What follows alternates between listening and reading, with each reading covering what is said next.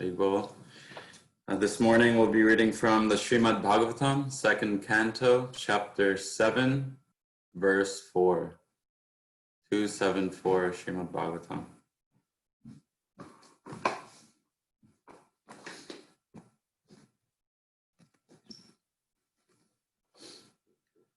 Om Namo Bhagavate Vasudevaya. Om Namo Bhagavate Vasudevaya. Om Namo Bhagavate Vasudevaya. Om Namo Bhagavate Vasudevaya. Om Namo Bhagavate Vasudevaya. Om Namo Bhagavate Vasudevaya. Narayanam namaskritya naram chaiva narottamam devim saraswatim vyasam tato jayamudirayat. Before reciting the Srimad Bhagavatam, which is the very means of conquest, one should offer respectful obeisances unto the personality of Godhead Narayan, unto Narayan Rishi, the supermost human being, unto Mother Saraswati, the goddess of learning, and unto Srila Vyasadeva, the author. Nasta prayeshu bhadreshu nityam bhagavata sevaya bhagavati uttama shloke bhaktir bhavati naishtiki. Srimad Bhagavatam, second canto, chapter 7, verse 4. Atre apatyam abhikankshata aha tushtaha dataha maya aham iti yat bhagavan sa data yat pada pankaja paraga pavitra deha yoga ridim apu ubhayim yadu hayahayadyaha.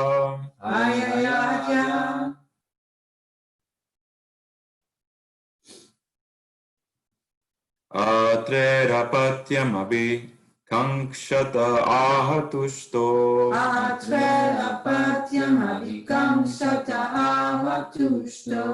dato mayahamiti yad bhagavan sadata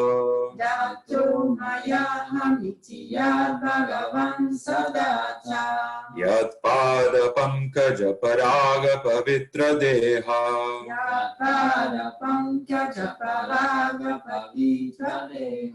yogardhima purubhayim yaduhai hayadya.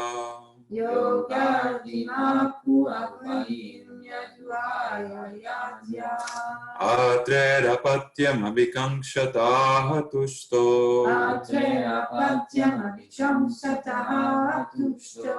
dato mayahamiti yad bhagavan sadata yat pada pankaja paraga pavitra deha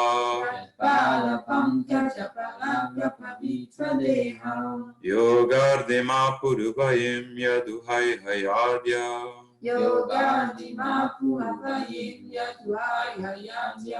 Atrerapatyam abhikankshata ahatushto dato mayahamiti yad bhagavan sadata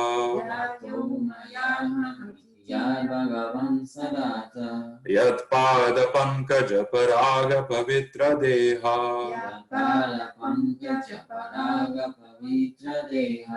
yogardhima purubhayim yaduhai hayadya.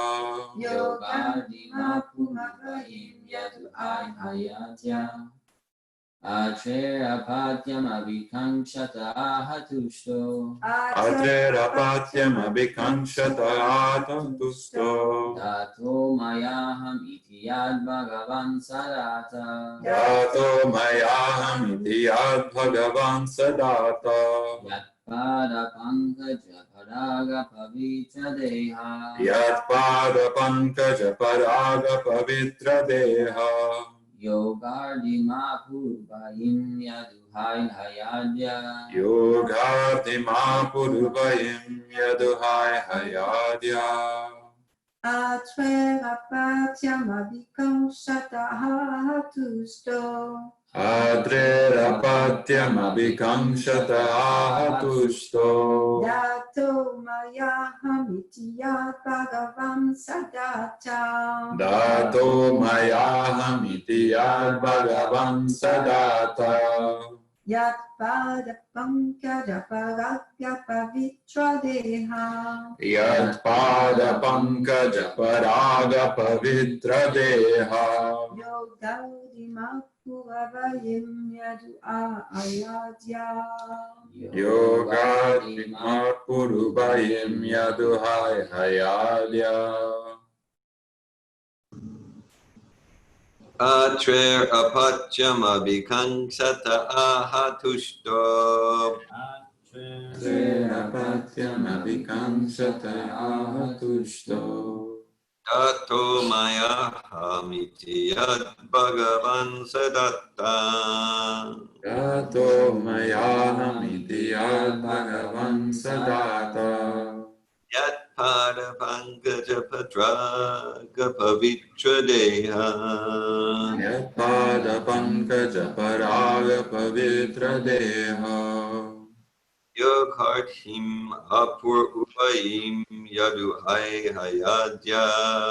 Yogadhima purvayim yaduhai hayadya. Atreyat apatyam abhikaṅsata ahatusto. Adrerapatyam abhikaṅsata ahatushto. Dato mayaham iti yad bhagavan sadata. Dato mayahamiti yad bhagavan sadata. Pada pankaja paraga pavitra deha. Yat pada pankaja paraga pavitra deha. Yogadhima purvayim yaduhai hayadya. Yogadhima purvayim yaduhai hayadya.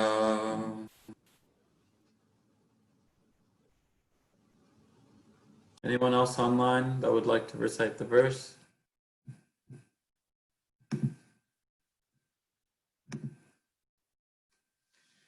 Atre, Atre of the sage Atri. of the sage Atri.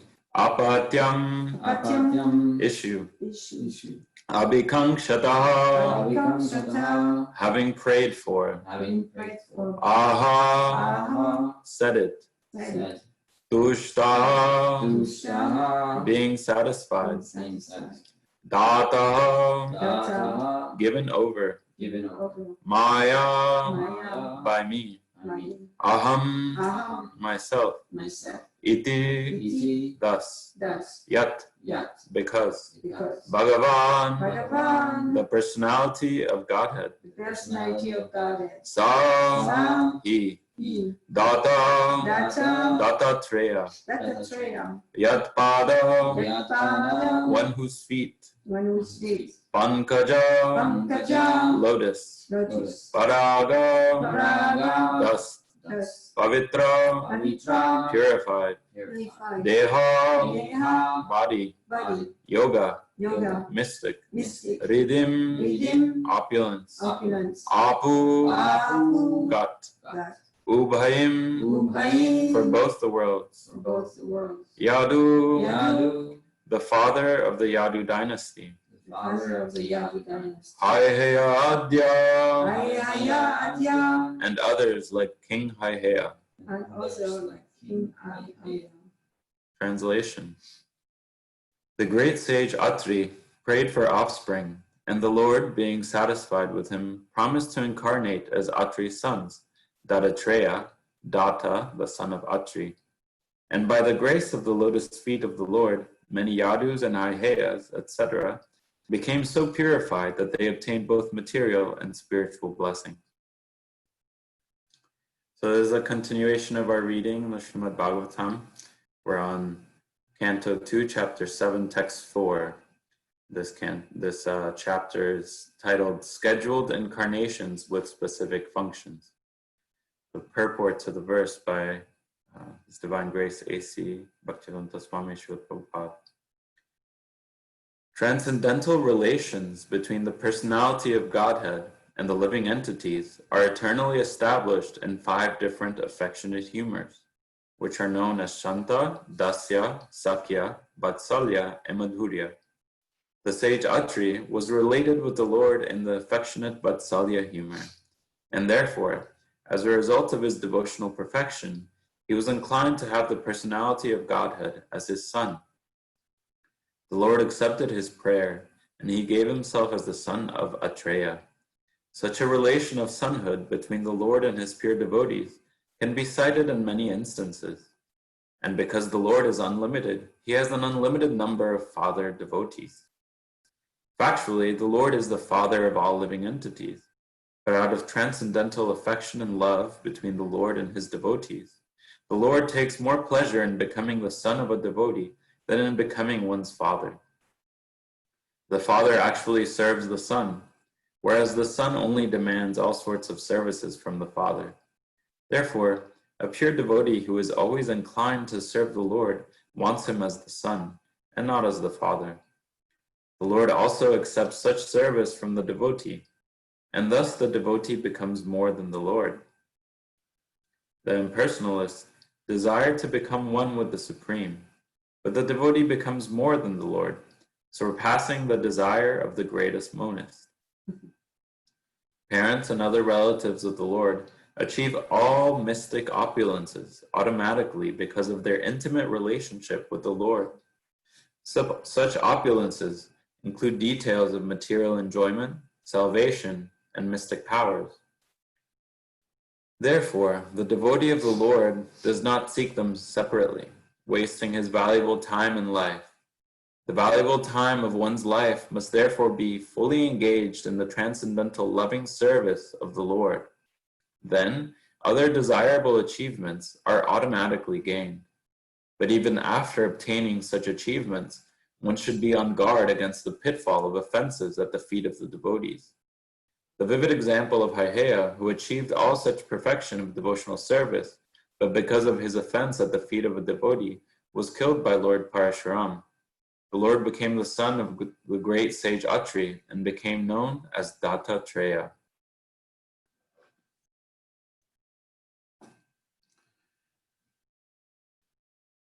Om Ajnanatimirandasya Jnananjana Shalakaya Chakshurunmilitam Yena Tasmai Shri Gurave Namaha Shri Chaitanya Manobishtam Stapitam Yena Bhutale Swayam Rupa Vedamayam Dadati Svapadantikam Vandeham Shri Guru Shri Yuta Padakamalam Shri Gurun Vaishnavamscha Shri Rupam Sagrajatam Sahagana Raghunatam Vitam Tvam Sajivam Sadvetam Savadutam Parijana Saitam Krishna Chaitanya Devam Shri Radha Krishna Padan Sahagana Lalita Shri Vishakanditamscha He Krishna Karuna Sindhu Dinabandhu Jagatpate Gopesha Gopika Kanta Radha Kanta Namostute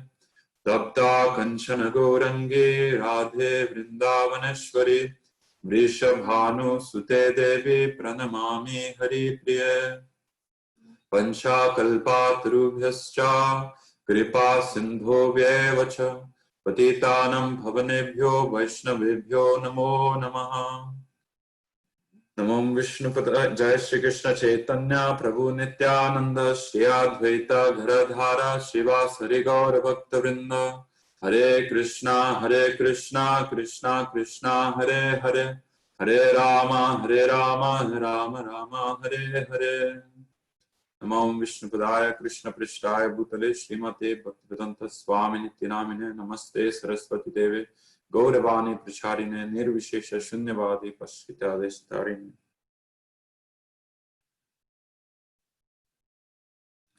Mukam karoti vachalam pangum langayate girim yat kripatamaham vande Shri Guru Dinatarinam Paramananda Madhavam. Hare Krishna, everyone. This morning we have Malani Didi, we have Bhakta Eze, Dear Govinda Prabhu, Bhakta Keith, Drew, Bhakta George, Dara Brahma Prabhu, Kim, maybe Ramachandra Prabhu is back there also. So, in this continuation of our reading, Lord Brahma is giving Narada Muni, his son, instruction about the different manifestations, the different incarnations of Krishna and their specific functions. So here in this verse, we learn about Dattatreya. So Dattatreya is a proponent of Sankhya philosophy, just like Kapila Dev.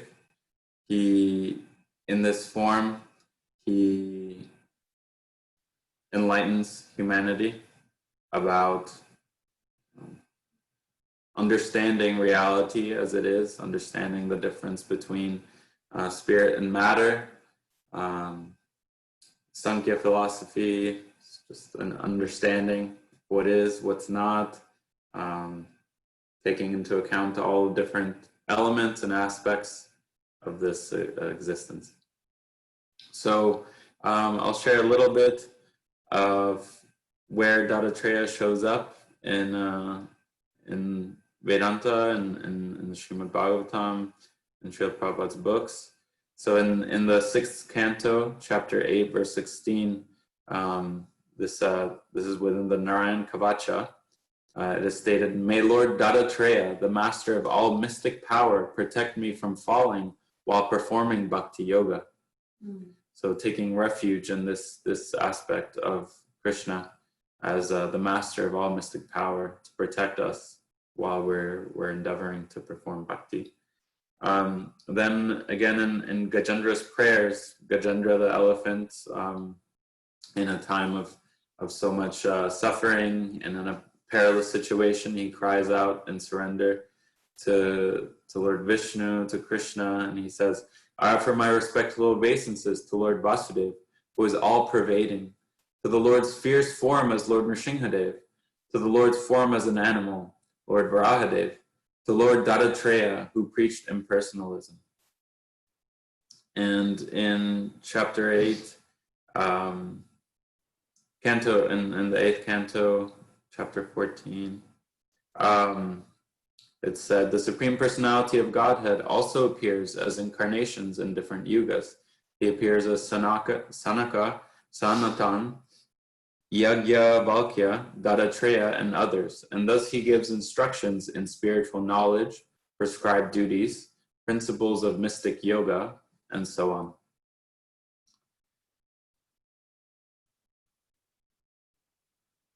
And in text 8 of that chapter, he assumes the form of great yogis, such as Dattatreya, to teach the system of mystic yoga.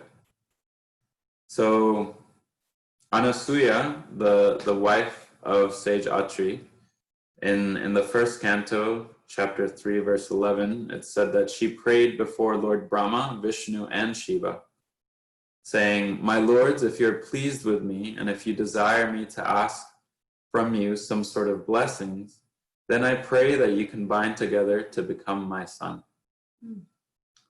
So she prayed in this way, and in the purport, Srila Prabhupada says that actually this is another purport with the same story in chapter 4, verse 1, chapter 15. In the purport, Srila Prabhupada says that in the verse it said, "Atma Isha Brahma Sambhavan." So Atma means the super soul, or Vishnu. Isha means Lord Shiva, and Brahma means the four-headed creator, Lord Brahma. So Anasuya, the wife of sage Atri, prayed to all three of these aspects of God, and Krishna was pleased and appeared. The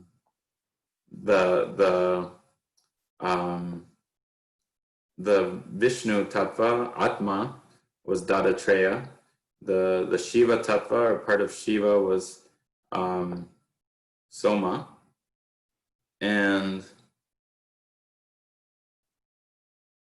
I'm not clear actually on the Shiva's partial incarnation was probably Durvasa. Durvasa, yes, Durvasa. Yes, thank you. Yes, thank you for the correction. So, Srila Prabhupada says, in the Bhagavad Gita, the individual souls are also described as parts of the Supreme Personality of Godhead, or Super Soul. So why not accept that Datatreya was one of those parts? Lord Shiva and Lord Brahma are also described here as parts. So why not accept all of them as ordinary individual souls? The answer is that the manifestations of Vishnu and those of the ordinary living entities are certainly all parts and parcels of the Supreme Lord, and no one is equal to him. But among the parts and parcels, there are different categories. So the other day in our household, here with Malani and Eze, we were discussing these gradations because Srila Prabhupada and within his teachings and Vedanta, we're given progressive understanding of different subtleties of reality, of our identity. So at first, we might just consider that there's God, Ishvara, the controller, and then the Jiva. So there's like God and his part and parcel emanations, manifestations. And then if we continue, we're given more distinctions, like within Vishnu Tattva, within Krishna's direct expansions, there's some that are more direct and there's some that are less direct or have certain qualities. So in the same purport that I was just reading from, a very beautiful example is given. Says, for example, the suffering of jivas situated in the mode of goodness are less than those of jivas situated in the mode of ignorance. Pure Krishna consciousness, however, is the birthright of all living entities, because every living entity is part and parcel of the Supreme Lord.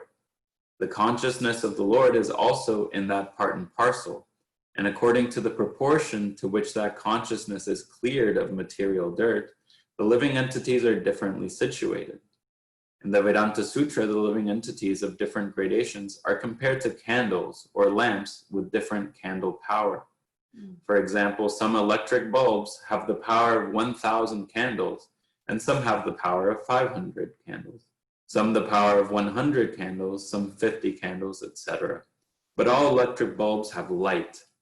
Light is present in every bulb, but the gradations of light are different.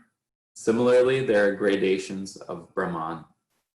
The Vishnu Svamsa expansions of the Supreme Lord in different Vishnu forms are like lamps.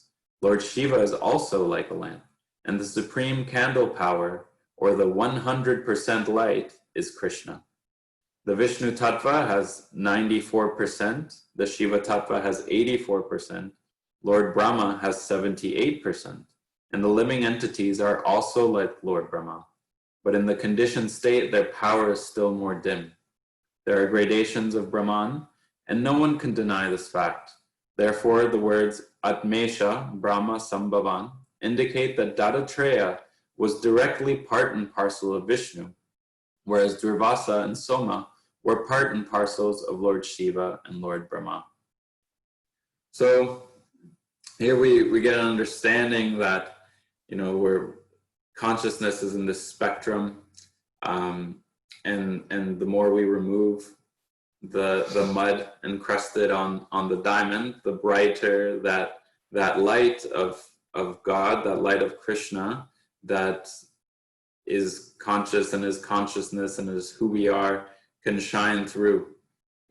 And ultimately, as jivas, are the most we can shine will never be as much as the light and the source of all light himself.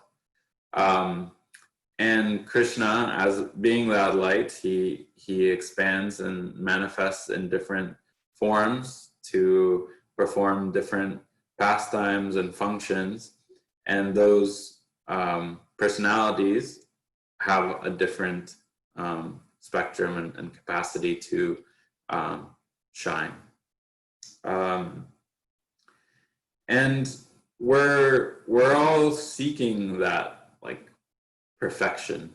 We're all seeking, the soul is naturally wanting to be in that state of fully glowing, of allowing that, of being in alignment, so that light can shine without obstruction. We want to be in that state, and we're suffering because we're, a little clouded, and our ignorance is covering, just like a cloud covers the sun. The sun is always there, and at the same time, where we're at, I might not see that there's all this light, there's all this love that is always there in my union with the source of all light, the source of all bliss and power of Krishna. So in the purport to the verse, Srila Prabhupada talks about how there's these different perfections. There's in the Vedic canon, there's the Asta Siddha, like the 8 perfections of mystic yoga, being smaller than the smallest, bigger than the biggest, flying, I think, and lighter, and there's so many perfections that we can see in material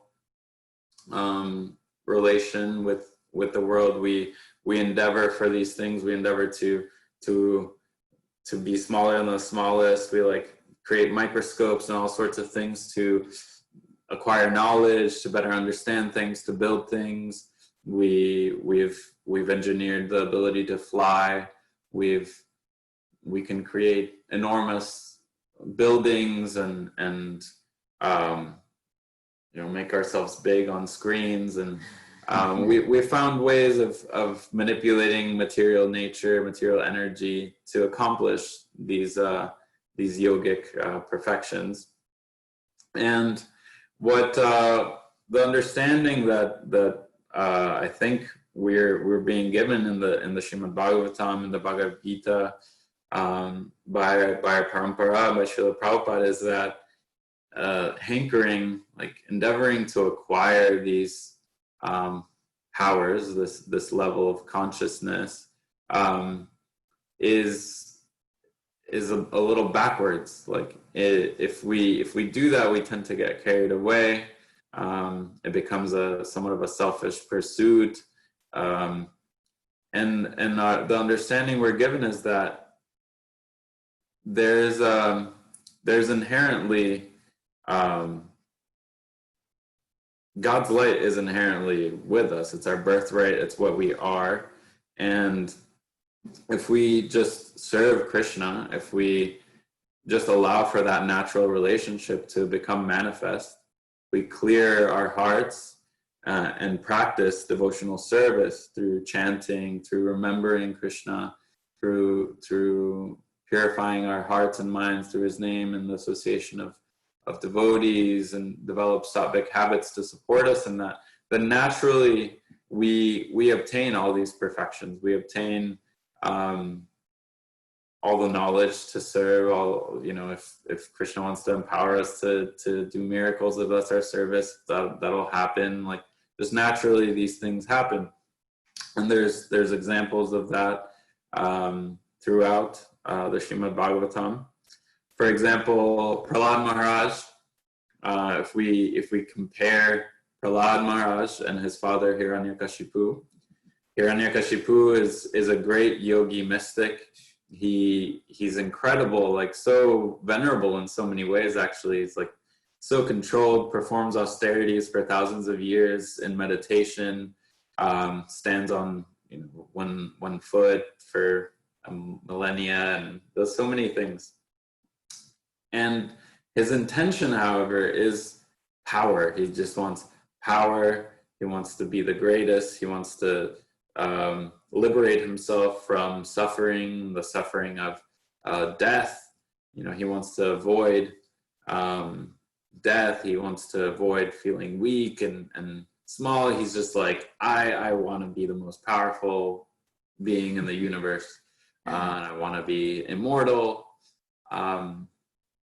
And he gets those wishes granted, kind of. And then we look at Prahlad. So Prahlad, his son, is born with a heart completely open to God's love, wanting to serve Krishna fully, seeing Krishna everywhere, wanting to rejoice in Krishna, share transcendental love of Godhead with everyone, with his schoolmates.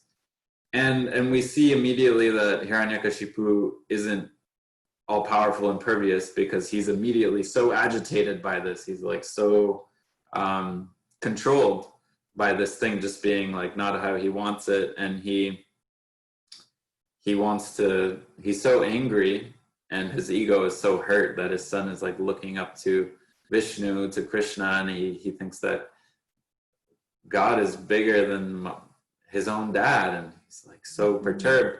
So he's so disturbed that he wants to kill him. And then we see how Prahlad, through being completely single-pointed in his devotion to Krishna, meditating only on the lotus feet of Krishna, on the qualities of Krishna, he is completely impervious to being boiled in oil and like attacked by tridents and rocks thrown at him, boulders, and so many different ways that Hiranyakashipu endeavors to destroy him, to hurt him, to kill him. And Prahlad Maharaj isn't praying to not be killed. He's not praying for the mystic power to not be burned by anything or to fly or anything. He's just focused on Krishna. He's just devoted and focused in that loving relationship. And we see the side effect of that, the natural response is that he has so many mystic powers. He's given so much by the Lord. Similarly, if we consider right now that Lord Brahma is speaking to Narada Muni, and if we look at the Srimad Bhagavatam and Srila Prabhupada's teachings, like Narada Muni is a radical being. He's like flying around multi-dimensional space. He's like this timeless personality. He has like so much power, actually. He like gives so many boons and performs so many miracles in so many ways. And at the same time, that's never really what's like emphasized at all. It's like, that's not a big deal. It's just like, okay, what is a big deal, and what we revere and appreciate and are given by Narada Muni is pure devotion, is his unalloyed love for Krishna, his ecstatic, like he's just chanting as he's like shifting through multi-dimensional space, traveling and having all these adventures. He's just always absorbed in Krishna's names. So that's what we're guided to seeing. It's like, wow, it's not about these mystic powers. It's about the devotion, the love.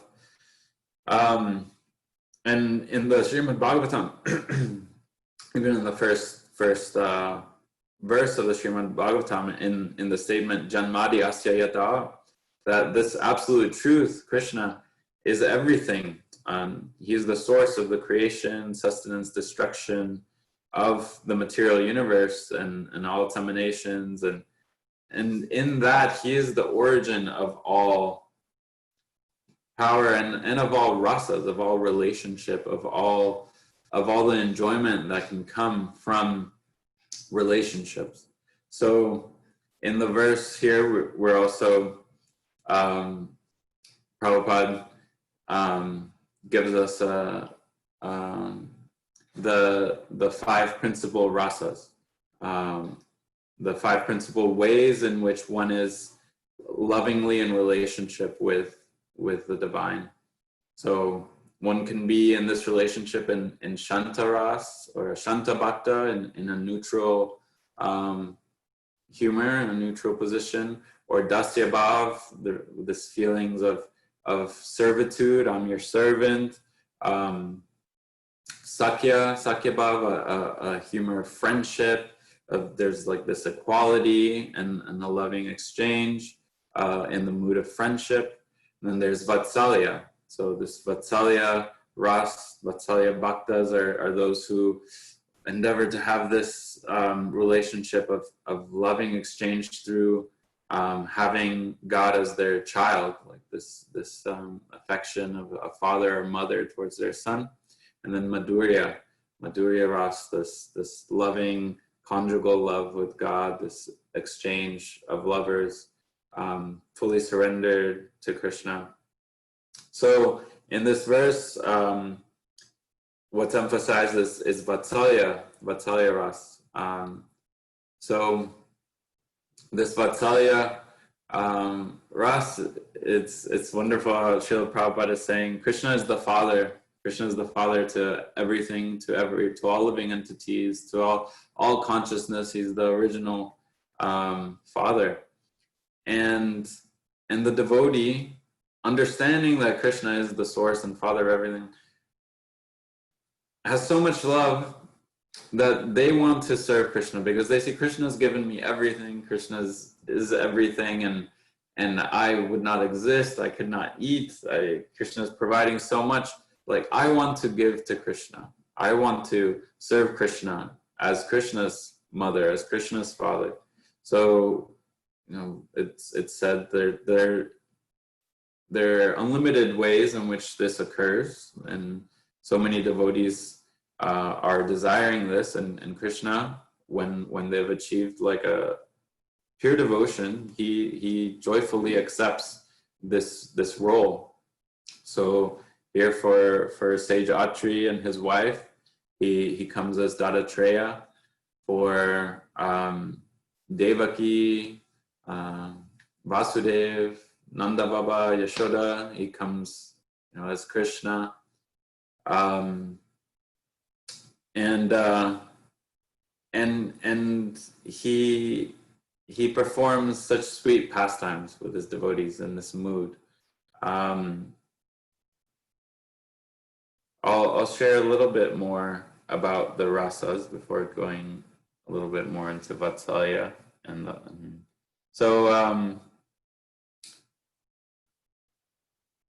Bhakti Yoga is the system that the Gita recommends above all others. Generally, the Bhakti Yogis are engaged in 5 different ways. Santa Bhakta, engaged in devotional service in neutrality. Dasya Bhakta, engaged in devotional service as a servant. Sakya Bhakta, engaged as a friend. Vatsalya Bhakta, engaged as a parent. Madhurya Bhakta, engaged as a conjugal lover of the Supreme Lord. In any of these ways, the pure devotee is always constantly engaged in the transcendental loving service of the Supreme Lord and cannot forget the Supreme Lord. And so for him, the Lord is easily attained. So again, in all of these moods,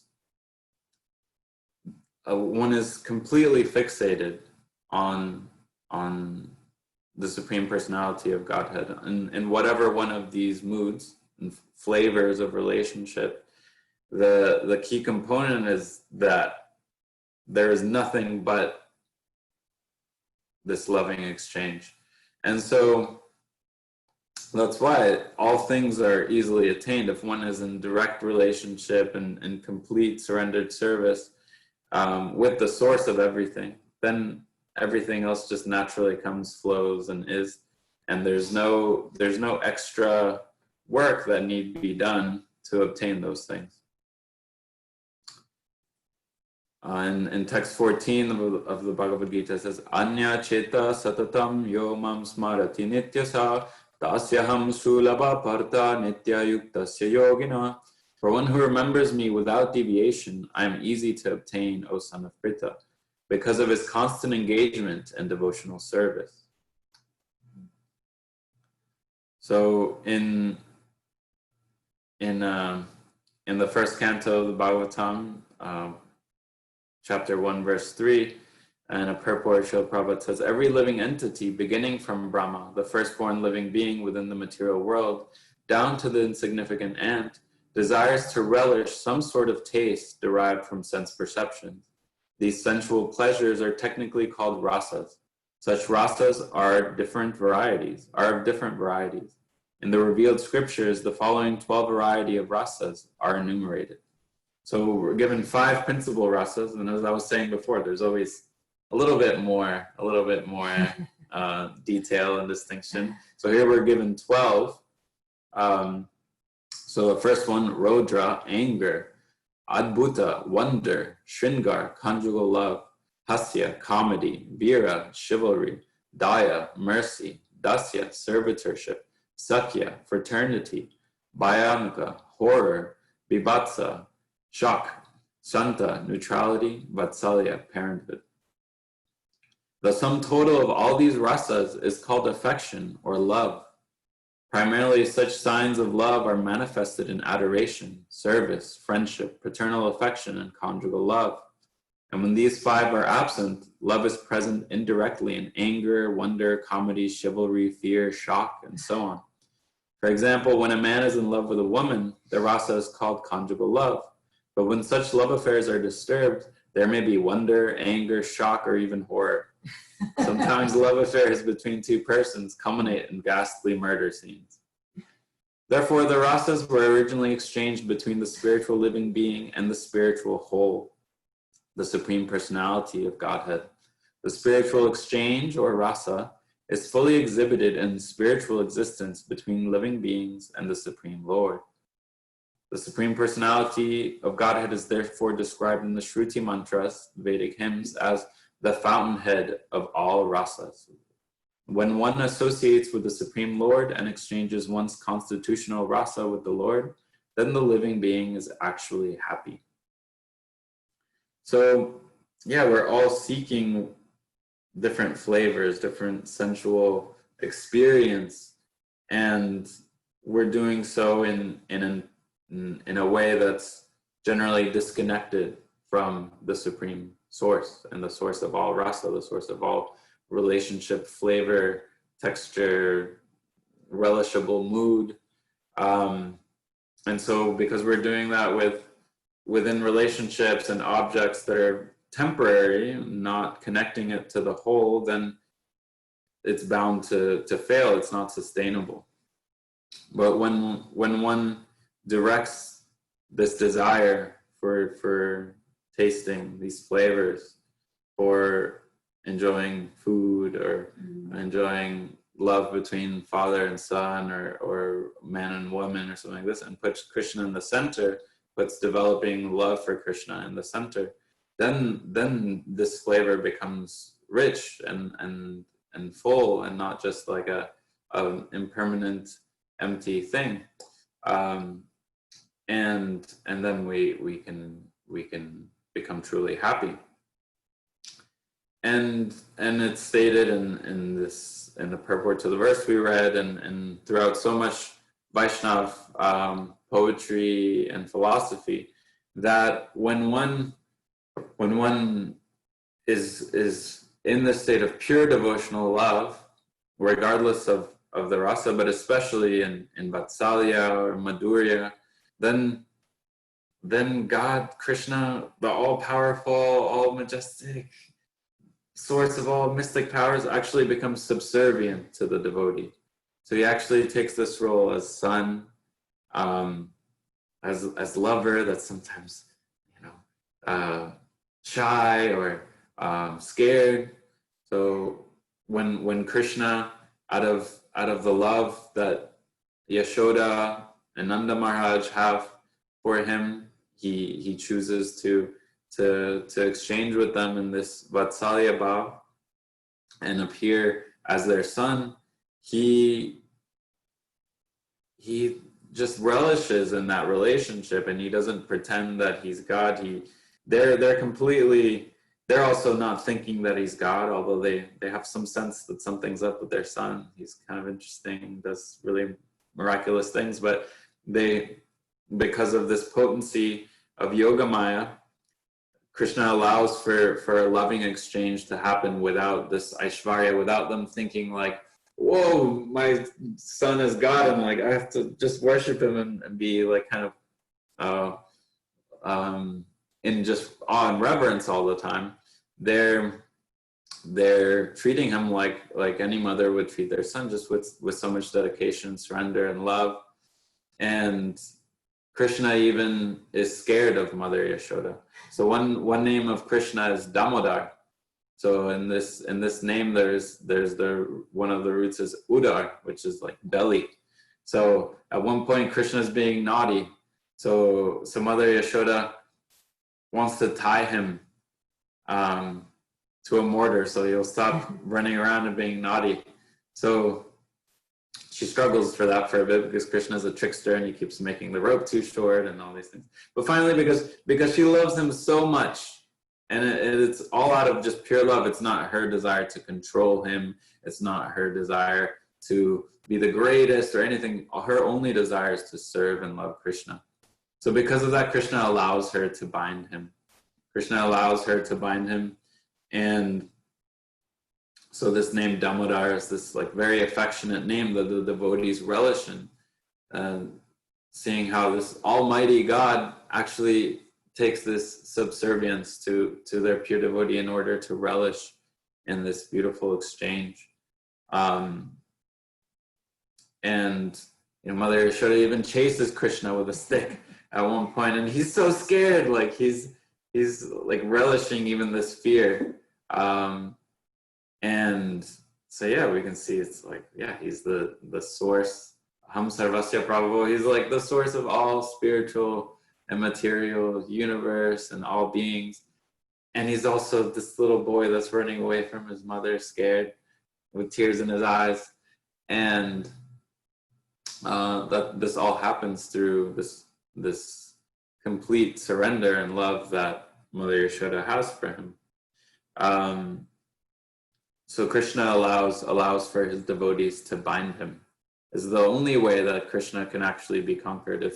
If we're wanting to control Krishna, if we're wanting to be the smartest and the most perfect, and we're wanting to be the best meditator and just like feel all of our light, but without appreciating the source of that light and loving the source of that light, then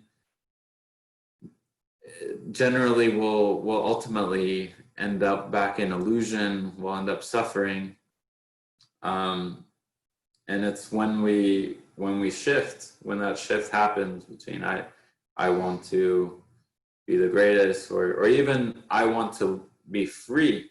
Like, it's okay and natural for us to want liberation from material sufferings, from the pains within our relationships of all kinds, and from birth, death, and disease.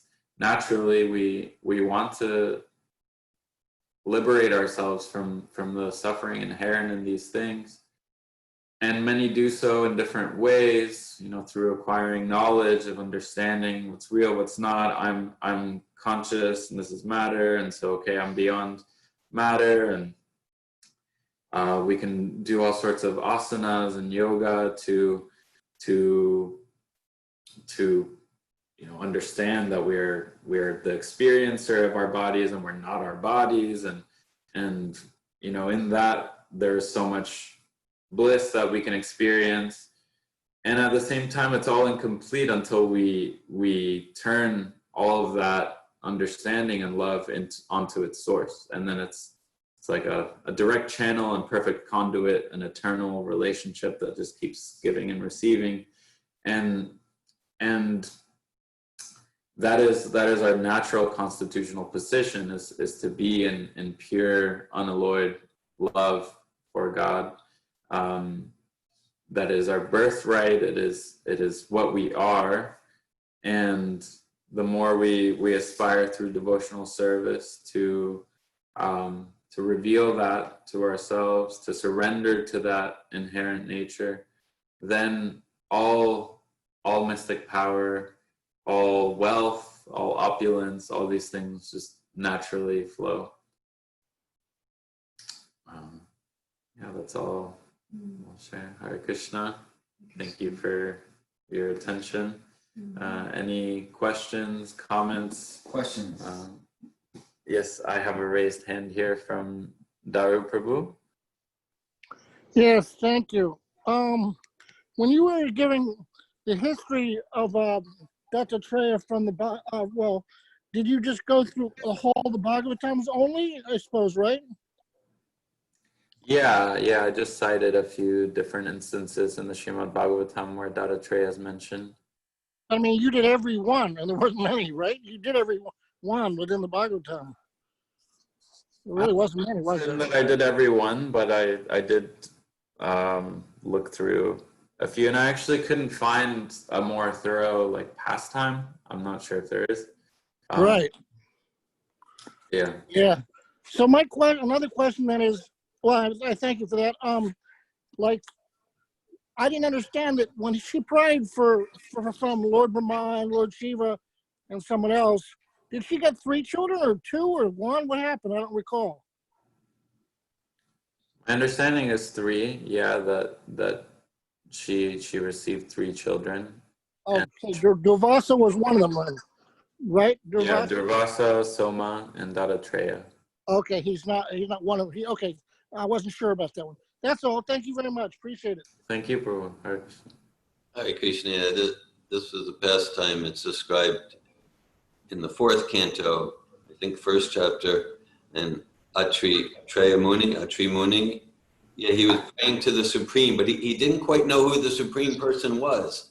But he knew he was praying to the Supreme. And so all 3, Vishnu, Brahma, and Shiva, appeared to him. And he said, yeah, I wanted someone like God for my son, so someone like the Supreme Personality. So they all 3, and they said, okay, well, you weren't quite sure which one of us it was, so all three of us will appear. And so they appeared through Anasuya. Anasuya was his wife. Thank you, Hare Krishna. Thank you. Who is Anasuya's husband? I have a question. Oh no, Azay had a question. You have a question? Yeah, I have a couple questions. One, you said when you were referencing the percentages, I really liked your answer of percentages. You said something along the lines of different living entities will have different categories corresponding to their percentage of shininess, and that depends on how covered they are. And my question is, are the categories fixed, or does one progress through different categories as one purifies themselves? My understanding is both, that there's a spectrum. For example, in the purport that I was reading, it was saying that we are like Brahma. Mm-hmm. And Brahma is was it 84? 78. 78. Okay, so let's say, yeah, it's we have the capacity to get to that level of all these qualities of Krishna, to that level of intelligence, to that level of bliss, and all the qualities are. And yeah, because I'm not, fully realized. I don't fully realize my position. Sure. Then maybe let's say I'm at 3% or 10%. Okay. And as I progress in self-realization, as the jiva, which I am, which you are, as a soul, this consciousness, progresses, then we can get to that 78%. But that 78% is our 100%. That's my understanding. Okay. Where Krishna goes beyond that. And Krishna's never covered into like, Krishna's never 5%, or he's always, 100%. And then as his different types of expansions, they also like have a maximum. It's like Swayam Bhagavan, like Shamasundar Krishna, which is like 100%. The source of all avatars, he's 100% and all the time 100%. And then like he has different expansions that sort of have their potency and unique characteristics that, have their limit, let's say. Thank you. And my other question is, so like the different rasas, is that only describing types of relationships that one would have with Krishna in the spiritual world? And if not, then particularly like conjugal love, what does that mean in the material world? Like, what does that look like for someone to have that kind of relationship with Krishna? Yeah, so my understanding as far as like our rasa is something we only have once we're liberated and we're like in the spiritual world or something. My understanding is like we can be in the spiritual world while continuing our lives on this realm, and it's just a shift of consciousness. And so my understanding, and I'm be very happy to hear more about this, is like we can enter into these rasas. And we have a taste of these rasas, like Srila Prabhupada's, talks about rasas that between a man and a woman, and even mundane relationships, like we have these tastes and flavors, and they're a reflection, but a perverted reflection, a reflection that's muddied of that ultimate rasa. Since we're all in this like spectrum of clearing that, the more we put Krishna in the center, aspire to do so, the more we get a taste of like, what that actual rasa is in all of its potency, and so my understanding is that we can go into these experiences in a spiritual way while being in the material world. Anything probably you'd like to add to that or correct? Well, I'd just like to add that the famous example with Rameshwar Prabhu was always saying that Prabhupada isn't, when one goes out on book distribution, isn't that like rasa dance? It's like the most pure love of Krishna. You're giving up everything just to preach about Krishna. And Prabhupada agreed. He said that is actually, someone else can confirm that. But I remember that this pops to my mind right away. That's practical way to get almost like a gopi, be like a gopi, is to be a full-time trying to preach Krishna's mercy, love, his message. It's like Jesus Christ or Prabhupada are more famous than others because they actually did give that up, not just sometimes preach, but the whole life, And to the degree we do that, it's also very glorious and the highest thing. That's all. Yeah. Yeah, thank you. Like I appreciate your comment, Dao, because like a misunderstanding based on our conditioning is that it's like the enjoyment, like I want to be in a conjugal relationship with Krishna or that, but it's not what at the core is service, because we are all servants of Krishna, but not that we are engaged in dasyaras necessarily. But it's like more the mood of service. And then the mood of service is going to manifest like in Madhurya or in different rasa where we get purified. And so in this context of for example, pure devotees being here, Lord Chaitanya being here, his associate being here, they are still keeping their service in those different moods with the Lord, and that's manifest in different ways, like what you said, book distribution, chanting in the streets, and sometimes we give the example, Dear Govinda gives the example of Srila Prabhupada in crossing the Atlantic Ocean. There is such a rasa there of of selfless service, in the same way that the rasa of the gopis in Madhurya Ras is selfless service. They are ready to do anything for Krishna. There is no limit to what they do for Krishna. So, like that. Thank you. Can I ask a little question here? Like, for example, we hear that we can be left to Lord Brahma, 78%, but do we ever hear that, like, say, Narada Muni, is he beyond the 78%? Or is he underneath, is he up to 78 similarly? Just wondered about that. Anyone heard that one? My understanding is that Narada Muni is a jiva, so jiva tattva would, yeah, have 78%. Okay, thank you. My understanding based on your class is that we, like a devotee doesn't seek any of the mystic power. The devotee doesn't seek anything really. However, as a devotee want to serve in a specific way, like Narada Muni is serve in a specific way, then he's going to be given all the opulence to serve in the way that he wants to serve. Like Narada Muni can travel to any planets, like it's one of the mystic city, traveling any planet. And Narada Muni has that because it's his service, he's a preacher. He goes preach in every planet and he goes down, he goes everywhere. So like as we desire to serve in a certain way, if our desire to serve is pure, then that pure desire to serve creates attention. And then Krishna, the pure devotees, he gives us all abundance and opulence to do that. Like Arjuna was having so much power to fight on the battlefield of Kurukshetra, but then when Krishna left, he had not even an energy to fight some Daikot. Yeah. Well, yeah, that's why I was asking, because he asked earlier about are we fixed with our, levels like that, and I was thinking, well, someone like Narada is given more than the average soul, even maybe more than Lord Brahma.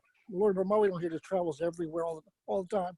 Anyhow, so I'm kind of saying what she said is what I was thinking too. That Krishna may give even more than the 78 if you're very, very pure, to whatever degree he needs. That's what I was thinking personally. So I agree with what she was saying, I thought. Well, thank you. I appreciate what you're saying. It's like I don't know about like whether Krishna can do anything, but what I appreciate in you highlighting is like, I think what you're saying goes with one point that I was wanting to, and that Prabhupada is making here, is that like, and makes throughout, is that Krishna, okay, if we're saying Krishna is 100%, Krishna becomes subservient to the devotee.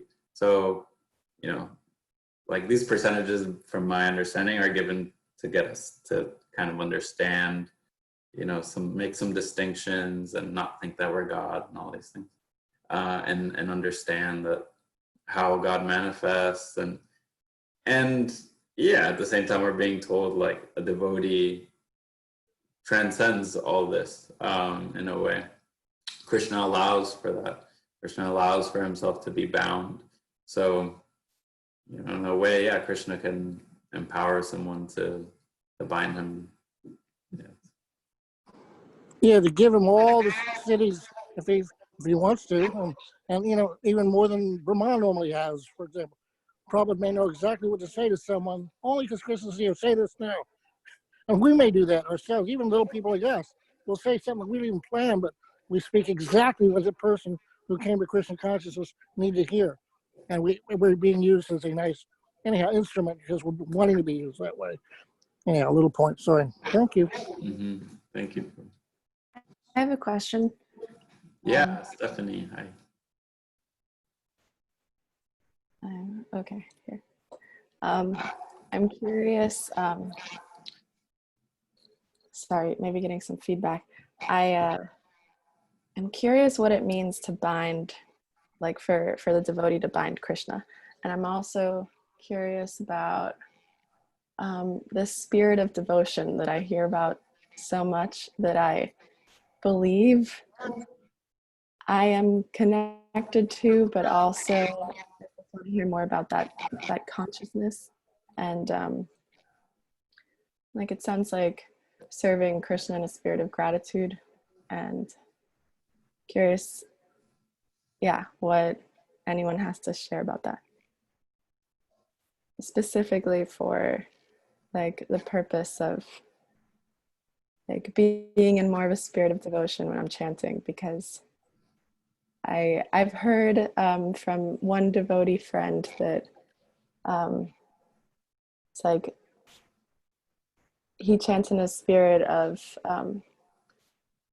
like, oh Krishna, please engage me in your devotional service. And I guess I'm just curious about the different perspectives. Thanks. And also thank you for your class. Mm-hmm. Been really inspiring. Yeah, thank you for your questions. So your first question was how is Krishna bound, or how? Like, what does that mean? I have no idea. No, my understanding is like, yeah, we're all looking to catch God in some way. We're like seeking happiness and joy and bliss, which Krishna is Satchid Ananda Vigraha. He's the embodiment of all bliss, eternity, knowledge. And we're all after this, whether it's like in going to a restaurant or starting a relationship or our career, whatever we do, we're like seeking to experience and generally like control an aspect of God. You know, we see that everything is Krishna. And what comes up for me around that is like, yeah, these things, because they are Krishna, and at the same time, Krishna like fully Krishna is that personal supreme personality of Godhead. Like the only way we'll be like fully satisfied, fully enlivened and fully experiencing the love that we have to give and experiences like in capturing Krishna, in ultimately it's like binding ourselves to Krishna, and in seeing that we're always connected with Krishna, in seeing that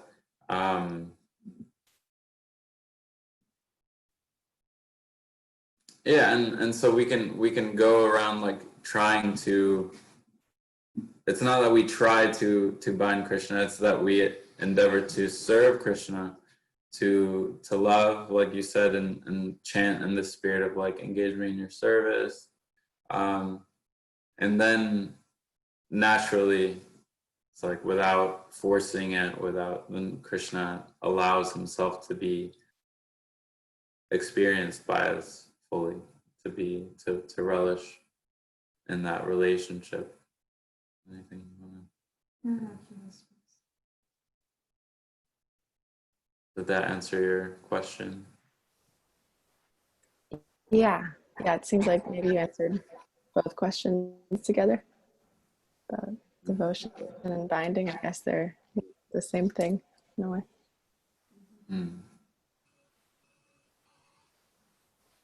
Yeah, and it's related to the pastime that Narayan directly referred to. That you can read that pastime. It's in Krishna book. It's the pastime of Damodar and Mother Yashoda. And then that's you can read that pastime and get some insight and realization to what that means. And yeah, I appreciate the question and response there. That yeah, essentially it's about like in terms of rasa, like in a very grounded way, and that relates to what Daru and Malini expressed. You know, so our like my basic rasa now is to be attracted to Krishna's energy called Maya, illusion. That's my basic rasa right now. that's kind of start where I'm at. And then this whole process of chanting, and yeah, that's what we hear from Srila Prabhupada. That's the spirit of a devotee, chanting in a mood of, my dear Lord Krishna, please engage me in your service. So we're kind of like cultivating a determination to transform my rasa from serving Maya to serving Krishna in his internal energy, serving Krishna in a way that's really pleasing to him through his pure devotee. And of course, Krishna is always loving us, and when our rasa is serving his illusory energy, it's not pleasing to him. And so that's the essential transformation of rasa we're looking for here, to come out of serving Maya to serving Krishna through his internal devotional energy. And then as we get more and more purified in that, then as far as then, like, okay, the different rasas that you described, Narayan, they get revealed to us kind of this, like the sun rises in its own time, like that. And now in this particular instance with Atreya Muni, it seems even though he's, let's call it in the material sphere, he was actually enacting that Vatsalya Ras in his pastimes here in the material sphere. And yeah, so as far as like what rasa are we in the spiritual realm, that sort of thing gets revealed. And you know, we're encouraged to be patient about that and to rigorously engage in the sadhana bhakti to transform our rasa from being attracted to Maya to be attracted to Krishna. And I really appreciated that part of the sharing. That's because if we talk about the gopis or the cowherd boys or Mother Yashoda, it's all about bringing everyone to love Krishna. And so, yeah, so what Daru shared, I think was a comment by Rameshwar. So whether it's going out and just like we're doing this morning, encouraging each other to become attracted to Krishna's Bhagavatam, Krishna's philosophy, Prabhupada getting on the Jaladuta to cross the Atlantic, that's Gopi Bhava. So that's a very, very grounded, practical way to connect with rasa. And following up on what some others shared, yeah, I appreciated, Narayan, all of your presentation, and especially like when you were talking about Narada Muni and Prahlad Maharaj, you kind of raised my awareness of that, you know, kind of like to start thinking about that, which we don't even think about, especially like with Prahlad Maharaj, because we hear he was attempted to be killed in so many ways, the elephants off the cliff, the poison, the boiling oil, like that, and then you wouldn't even think about it though, and we, oh yeah, so because he was protected by Krishna. But like, yeah, from my limited mind, like, well, it doesn't make sense how they couldn't kill him with the pitchforks. Like, it just doesn't make sense. But then, yeah, he had these amazing mystic powers. Now, of course, because he was connected with Yogeshwar, the master of all mystic powers. But like, I never thought, we just say, well, they just weren't able to kill him. But yeah, so his father was this amazing mystic yogi, and Prahlad Maharaj's mystic powers were even more amazing, and he just didn't care about mystic powers. He just cared about loving Krishna. So I just brought to my attention how much, like, we don't even think about Prahlad as a mystic yogi, but he was like the most inconceivable mystic yogi. So that was, I really liked that.